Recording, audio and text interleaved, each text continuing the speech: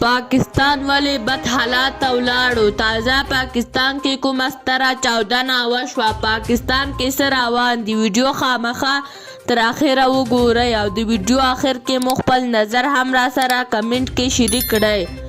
د خیبر پختونخوا پولیسو مشر محمد عمران مشال راډیو ته وویل ولسوالو تېره شپه شاوخوا 8 بجې جمعرات پر تخته بیګ امنیتي پوسته ځانمرګي برید وکړ.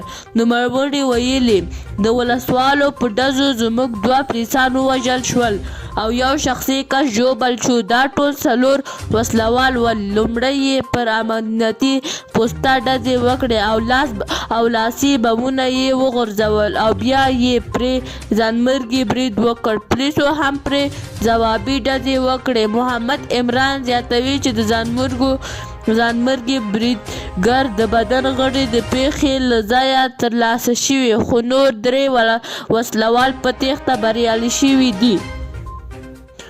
نوموړي په وینا په ولسوالو پر ضد د لټون عملیات پیل کړی او د پیښې پلټنې هم کوي. د دې برید ذمہواري تحریک طالبانو پاکستان ولسوالۍ ډلې منلې ده.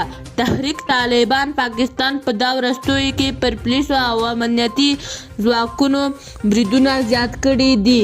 بلخوا په خیبر پختونخوا کې ولس د ناامنۍ د مخنیوي لپاره پراخ احتجاجونه او لاریونونه هم کړي دي.